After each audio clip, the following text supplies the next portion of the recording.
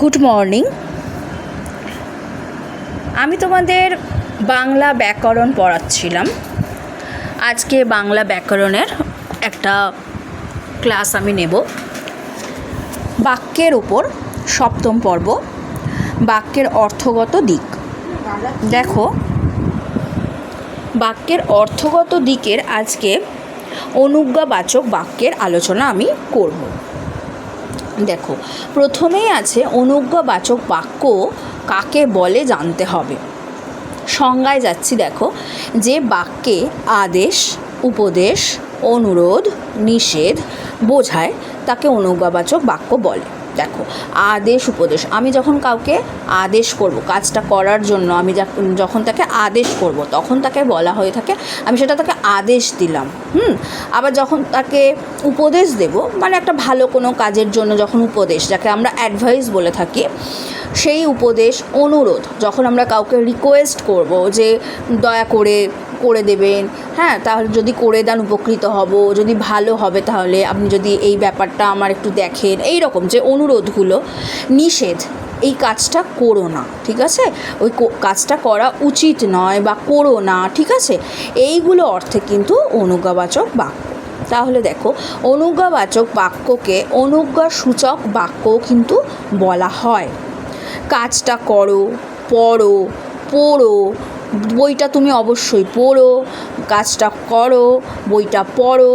তারপর দেখো, দয়া করে যেও না, উচিত নয়, এই যে নিষেধ অর্থে উচিত নয়, এই যে কথাগুলো, এই ধরনের যে শব্দবন্ধগুলো আছে সেইগুলো অনুজ্ঞাবাচক বাক্যে ব্যবহার করা হয়।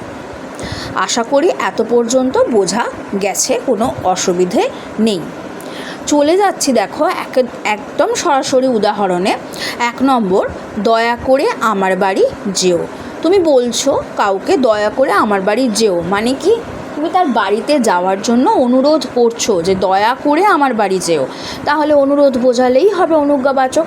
যখন অনুজ্ঞাবাচক বাক্য আইডেন্টিফাই করতে দেবে তখন তোমরা অবশ্যই কিন্তু বাক্যের অর্থগত দিক, এটা যে অর্থগত দিকের মধ্যে পড়ছে অনুজ্ঞাবাচক, সেটা প্রত্যেকে জানো, এবং বাক্যের অর্থ আগে বাক্যটা পড়ে নিতে হবে, সেখানে অর্থটা কিভাবে প্রকাশ পাচ্ছে সেইটা দেখে কিন্তু আইডেন্টিফাই করতে হবে। দেখবে যদি অনুরোধ থাকে, অনুরোধমূলক যদি বাক্য থাকে, যেমন দয়া করে, তারপর যদি উপকৃত হব, ভালো হলো, এইরকম যে কথাগুলো যদি অনুরোধ থাকে, তারপর ধরো আদেশ যদি থাকে, উপদেশ যদি থাকে, নিষেধার্থে, বারণ অর্থে যে কাজটা করো না বা কাজটা করা উচিত নয়, এই রকম যখন বোঝাবে তখনই কিন্তু অনুজ্ঞাবাচক বাক্য হবে। তাহলে এইটা অনুরোধ বোঝাচ্ছে, তাই তো? অনুরোধ যখন থাকবে তখন দয়া করে মানেই অনুরোধ, তার মানে হলো অনুজ্ঞাবাচক বাক্য, ঠিক আছে, আর ভুল হওয়ার চান্স নেই।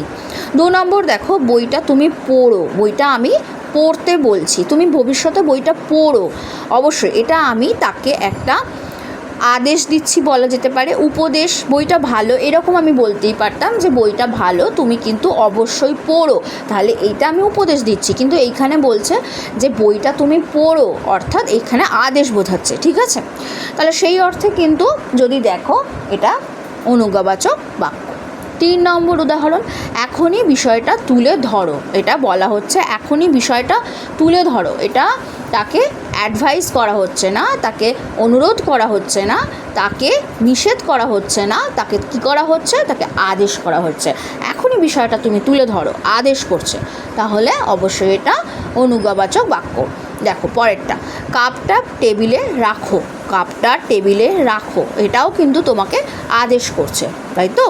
আচ্ছা, এবার তোমাদের একটা কথা বলি, নির্দেশক বাক্যের সাথে অনুজ্ঞাবাচক বাক্য গুলিয়ে ফেলার চান্স থাকে অনেক সময়, কিন্তু এই ধরনের বাক্য যখন থাকবে যে কাপটা টেবিলে রাখো, তখন আমরা একটা নির্দেশ করা বোঝাচ্ছি, নির্দেশক বাক্য এটা হতে পারে, আবার অনুজ্ঞাবাচক বাক্য কিন্তু হতে পারে।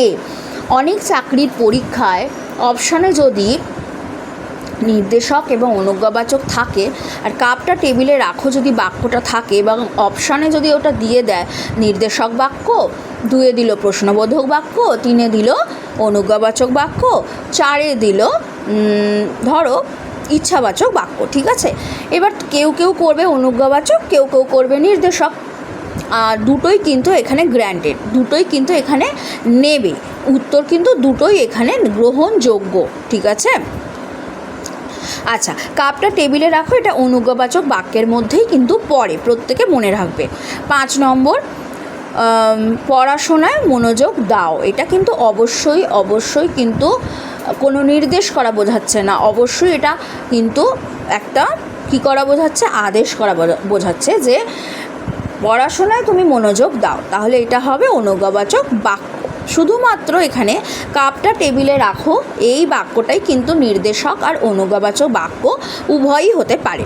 চলে যাচ্ছি 6 নম্বর উদাহরণে, দেখো বুঝে কাজটা করো, বুঝে কাজটা করো, এইটা কিন্তু আদেশ করা বোঝাচ্ছে, তাহলে অনুজ্ঞাবাচক বাক্য। 7 নম্বর উদাহরণ দেখো, বড়দের প্রতি শ্রদ্ধা ও ভক্তি প্রদর্শন করবে, বড়দের প্রতি শ্রদ্ধা ও ভক্তি প্রদর্শন করবে, এটা কি বোঝাচ্ছে, এটা আদেশ করছে না, এটা অনুরোধ করছে না, এটা ইচ্ছা কী করছে না, নিষেধ করছে না, এটা কিন্তু কি হচ্ছে, উপদেশ বোঝাচ্ছে, এটা আমি উপদেশ দিচ্ছি। বড়দের প্রতি শ্রদ্ধা ও ভক্তি, সর্বদাই শ্রদ্ধা ও ভক্তি প্রদর্শন করবে, এটা আমি উপদেশ বোঝাচ্ছি, তাই উপদেশার্থে এটা কিন্তু কী বাচক বাক্য, অনুজ্ঞাবাচক বাক্য। বুঝতে পারছো, আশা করি বুঝতে পেরেছো। আচ্ছা দেখো পরের উদাহরণ, তোমার ক্রোধকে থামিয়ে রাখো, নচেত ক্রোধই তোমাকে নিঃস্ব করে দেবে, তাই তো, তোমার ক্রোধকে থামিয়ে রাখো, নচেত ক্রোধই তোমাকে নিঃস্ব করে দেবে, এটা কে বলেছিল, দেখো এটা একজনের উক্তি, হোরেসকে তোমরা অনেকেই জানো, সেই হোরেস হচ্ছেন রোমান কবি, হ্যাঁ, রোমানের একজন বিখ্যাত কবি, তার নাম হলো হোরেস। তিনি এইটা তার উপদেশমূলক একটা ফিলোসফিক্যাল যে মানে বাণী, সেই বাণী এখানে একটা তুলে ধরেছি আমি, তো এইখান থেকে একটা কি বোঝানো হচ্ছে, উপদেশ বোঝানো হচ্ছে, তাই তো, তোমার ক্রোধকে থামিয়ে রাখো, নচেত ক্রোধই তোমাকে নিঃস্ব করে দেবে। যখন আমরা কাউকে অ্যাডভাইস দিই এই কাজটা করতে, এই কাজটা করো না, তাহলে এই কাজটা থেকে এইটা হতে পারে, অবশ্যই এটা করা উচিত নয়, তাহলে এটা একটা উপদেশ বোঝাচ্ছে। তো উপদেশ সবসময় কিন্তু ভালো কাজ করার দিকে থাকে, সব সময় পজিটিভে থাকে, উপদেশ সব সময় কিন্তু পজিটিভে থাকবে, আর সেটা কিন্তু অবশ্যই কোনো একটা কাজের ওপর নির্ধারণ করছে, মানে কাজের ফলাফলের ওপর নির্ধারণ করছে, তোমাকে করতে বলা হচ্ছে মানে নিশ্চয়ই সেখান থেকে তোমার কিছু একটা ভালো প্রাপ্তি ঘটবে, তাই তো, সেই কারণে উপদেশ আসে।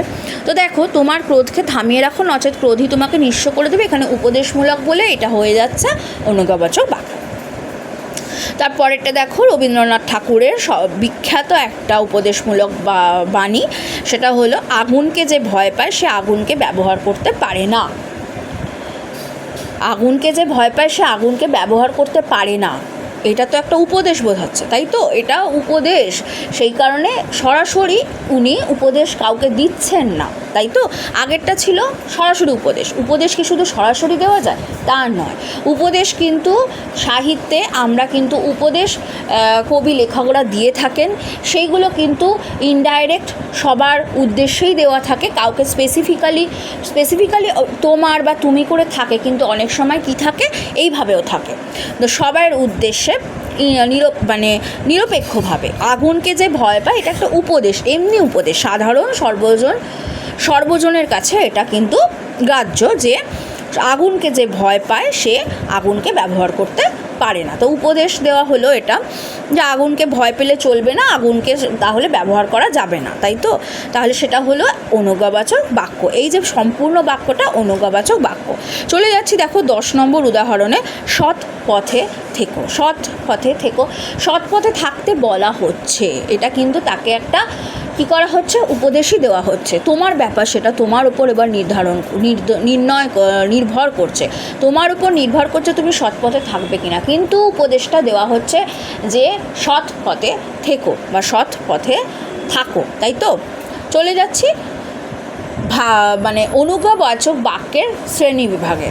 অনুজ্ঞাবাচক বাক্য কিন্তু দু রকমের হয়ে থাকে, একটা হলো প্রথমটা হচ্ছে বর্তমান অনুজ্ঞাবাচক বাক্য, আর 2 হচ্ছে ভবিষ্যৎ অনুজ্ঞাবাচক বাক্য। ভবিষ্যৎ অনুজ্ঞাবাচক বাক্য। ক বর্তমান অনুজ্ঞাবাচক বাক্য। দেখো বর্তমান অনুজ্ঞাবাচক বাক্য যেটা, সেখানে উদাহরণ কিন্তু যখন আমরা সাধারণ বর্তমানকালে কথা বলছি, যেমন রবীন্দ্রনাথ ঠাকুরের যে উদ্ধৃতি, এইখানে আগুনকে যে ভয় পায় সে আগুনকে ব্যবহার করতে পারে না, এটা কিন্তু বর্তমানেই বলছি আমরা, এটা কিন্তু সবের ক্ষেত্রে প্রযোজ্য, কিন্তু আমরা সাধারণ বর্তমানে কথা বলছি। আশা করছি তোমরা কাল জানো, ক্রিয়ার কাল তোমরা প্রত্যেকে জানো। যখন আমি পড়াবো ক্রিয়া তখন আরও ভালো করে ক্রিয়ার কাল, সাধারণ কাল, অতীতকাল, ভবিষ্যৎকাল বুঝিয়ে দেব। কিন্তু যারা জানো তারা নিশ্চয়ই বুঝতে পারছো যে এটা সাধারণ একটা উপদেশ, সাধারণ বর্তমানের উপদেশ এটা, যাতে এটা সব সময়ের জন্য প্রযোজ্য, তাই তো? তো সেই দেখো বর্তমান অনুজ্ঞায় আমি কিছু উদাহরণ এখানে দিয়েছি। 1 নম্বর, এখনই বিষয়টা তুলে ধরো, মানে তুলে ধরার কথা বলা হচ্ছে, মানে এই মুহূর্তে বর্তমানে আমি যদি বলি তোমরা প্রত্যেক দিন ক্লাসটা অ্যাটেন্ড করো, তাহলে তার মানে কি আমি সাধারণ ক্লাসটা অ্যাটেন্ড করবে, এটা ভবিষ্যতে চলে যাচ্ছে, তাই তো? তোমরা ক্লাসটা অ্যাটেন্ড করো, আমি যদি করো বলছি না, আমি বলছি করো, তোমরা প্রত্যেক দিন ক্লাসগুলো অ্যাটেন্ড করো, আমার ভীষণ ভালো লাগছে। আমি যখন কথাটা বলছি তখন আমি সাধারণ বর্তমানকালেই বলছি। আমি যদি এবার বলি মানে ক্লাসগুলো তোমরা অবশ্যই অ্যাটেন্ড করবে বা অ্যাটেন্ড করো, কিন্তু তখন কিন্তু ওটা ভবিষ্যতে চলে যাচ্ছে, বুঝতে পেরেছো? সুতরাং করো আর করো এই দুটোর মধ্যে কিন্তু অর্থ আলাদা, একটা বর্তমানের অর্থ আর একটা কিন্তু ভবিষ্যতের অর্থ, সেটা কিন্তু বানান বিধির ওপর নির্ভর করছে। নিশ্চয়ই আশা করি তোমরা বুঝতে পারছো। আচ্ছা দেখো, এখনই বিষয়টা তুলে ধরো। 2 নম্বর, সৎ পথে থেকো, এইগুলো সব কিন্তু বর্তমান অনুজ্ঞাবাচক বাক্য। 3, আগুনকে যে ভয় পায় সে আগুনকে ব্যবহার করতে পারে না, এটাও কিন্তু বর্তমান অনুজ্ঞাবাচক বাক্য।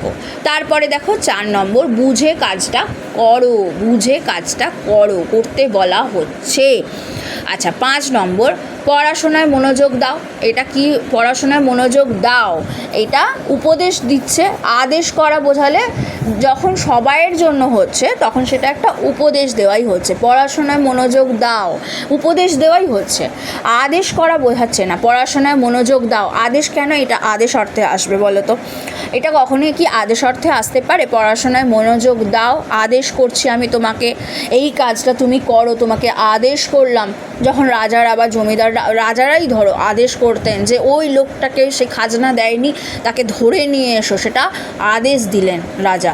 কিন্তু এখানে কি আমরা পড়াশোনায় মনোযোগ দাও, এটা আমরা কিন্তু একটা উপদেশই দিচ্ছি, কেননা তুমি মনোযোগ দেবে কিনা এবার তোমার ব্যাপার, কেননা তোমার ওপর মনোযোগ দেবার ব্যাপারটা নির্ভর করছে, তাই তো? যখন নিজের ওপর ব্যাপারটা চলে আসে তখন কিন্তু উপদেশ হয়ে যায়, আর যখন আদেশ করা বোঝায় তখন অন্যের ওপর কিন্তু নির্ভর করা। কেমন বলো তো ব্যাপারটা? রাজাকে যখন আমি বলছি, রাজা যখন বলছেন যাও ওই প্রজাটাকে ধরে নিয়ে এসো, প্রজার ওপর কিন্তু ব্যাপারটা থাকছে না, সে আসবে কি আসবে না, তাকে জোর করে ধরে আনাই হবে, তার আদেশ দেওয়া হয়েছে যেটা, সে আদেশ অমান্য করা যাবে না, আদেশ মানতেই হবে।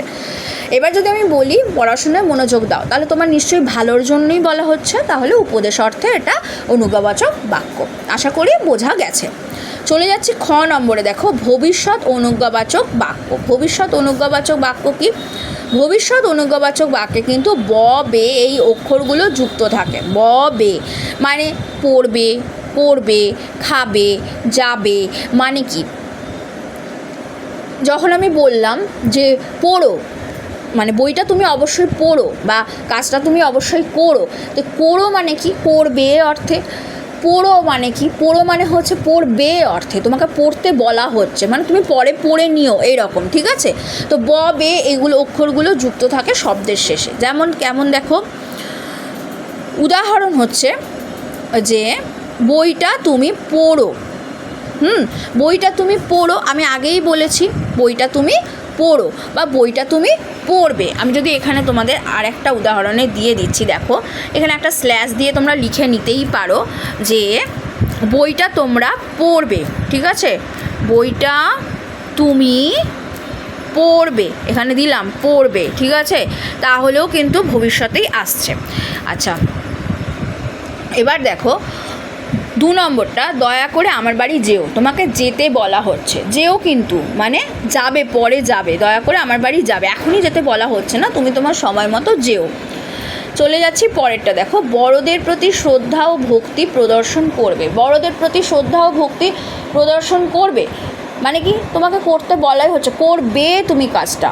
তুমি এবার আমি যদি কাউকে বলি তুমি বড়দের প্রতি শ্রদ্ধা ও ভক্তি প্রদর্শন করো, আমি তাকে কেন বলতে যাব? সেটা মানে এটা হয় না। এই রকম কথাগুলো বড়দের প্রতি, তুমি বড়দের প্রতি, আমি তাকে বলছি তুমি খুব ভালো ছেলে বা তুমি খুব ভালো মেয়ে, তুমি বড়দের প্রতি শ্রদ্ধা ভক্তি প্রদর্শন করো, সে করো, করে থাকো, এরকম করো, সেই জন্য তুমি খুব ভালো। এটা আমি তাকে বলছি, কথা বলছি, তাই তো সাধারণ বর্তমানে। এবার আমি যদি বলি তুমি বড়দের প্রতি শ্রদ্ধা ও ভক্তি প্রদর্শন করো, এটা আমি তাকে একটা কী করছি, উপদেশ দিচ্ছি, বা শ্রদ্ধা ও ভক্তি প্রদর্শন করবে, এটা কিন্তু তাকে উপদেশ দিচ্ছি, আদেশ দিচ্ছি না। তোমার সেটা তার উপর নির্দেশ করছে, তার উপর নির্ভর করছে যে সে ভক্তি প্রদর্শন করবে কি না, শ্রদ্ধা প্রদর্শন করবে কি না, তাকে আমার উপদেশ দেওয়া হয়ে গেছে। দেখো 4 নম্বর, কাজে সর্বদা সততা দেখাবে। এইগুলো সব উপদেশ কিন্তু, হ্যাঁ, সব উপদেশে অনুজ্ঞাবাচক বাক্য। বুঝতেই পারছো কাজে সর্বদা কোনটা উপদেশ কোনটা আদেশ, এবার তোমরা নিশ্চয়ই গুলিয়ে ফেলবে না। আর সেইভাবে কিন্তু তোমরা কিন্তু অনুজ্ঞার সাথে নির্দেশক বাক্য কিন্তু গুলিয়ে ফেলবে না। কাপটা টেবিলে রাখো, এটা আমি যখন আদেশ করছি, তাকে আদেশ করাই বোঝাচ্ছে, তখন আমি তাকে, সেটা কিন্তু অনুজ্ঞাবাচকই হলো। এবার যদি আমি তাকে বলি প্লিজ কাপটা টেবিলে রাখো, সেটাও কিন্তু অনুজ্ঞা। কেন? প্লিজ এই শব্দটা আছে, দয়া করে কথাটা তো আছেই, তাহলে আমি তাকে অনুরোধ করলাম, তাই না, কাপটা টেবিলে রাখার জন্য, সেটা অনুজ্ঞাবাচকই হবে। আর নির্দেশ করা, যখন আমি তোমাদের পড়িয়েছিলাম বইটা টেবিলের ওপর রাখো, বইটা আমি জিজ্ঞেস করছি কাউকে যে বইটা কোথায় রাখবো, তাই তো, তখন আমি তাকে বললাম বইটা টেবিলের ওপরে রাখো, তাহলে এটা তাকে আমি নির্দেশ করে বললাম যে ওই টেবিলের ওপরে রাখো, টেবিলটার ওপরে রাখো, নিচে রাখবে না, টেবিলের ওপরটাতে রাখো। অর্থাৎ আমি বলছি টেবিলের ওপরে তুমি রাখো, নির্দেশ করছি যে বইটা তুমি ওখানে রাখো, তাহলে ওটা নির্দেশক। এবার তোমরা এইখানটাতে এই ধরনের বাক্যগুলোতে অনুজ্ঞা আর নির্দেশক, আমি আগেই বলেছি অনুজ্ঞা আর নির্দেশকে তোমরা গুলিয়ে ফেলো, কিন্তু গোলানোর কোনো ব্যাপার নেই। এই ধরনের বাক্যগুলোতে কিন্তু অনুজ্ঞাও হবে আর নির্দেশকও, দুটোই উত্তর কিন্তু নেওয়া হবে, ঠিক আছে। 5 নম্বর, দেখো, কাজে নিষ্ঠা রাখবে। এটা আমি কিন্তু তাকে একটা কী করলাম, কাজে নিষ্ঠা রাখবে, আমি তাকে উপদেশ দিলাম। কাজে নিষ্ঠা রাখার ব্যাপারটা তার উপর নির্ভর করছে, কাজে নিষ্ঠা রাখবে, আমি উপদেশ দিলাম। আমি যদি বলতাম যে কাজটা তুমি তাড়াতাড়ি করো, তো কাজটা তুমি তাড়াতাড়ি করো, তাকে আমি আদেশ করলাম, তাকে কি উপদেশ দিলাম, কাজটা তুমি তাড়াতাড়ি করে আমাকে জমা দাও। ধরো একটা অফিসে একজন বস তার যে কাজ করছে কর্মচারী, তাকে বলছেন যে কাজটা তাড়াতাড়ি করে আমাকে জমা দাও বা সাবমিট করো, তাহলে সেটা কিন্তু আদেশ করা বোঝাচ্ছে, তাই তো। উপদেশ, তাকে করতেই হবে, তাকে কিন্তু এই কাজটা করতেই হবে, না হলে তার কিন্তু ক্ষতি হয়ে যাবে, নানা রকম ক্ষতি হয়ে যেতে পারে।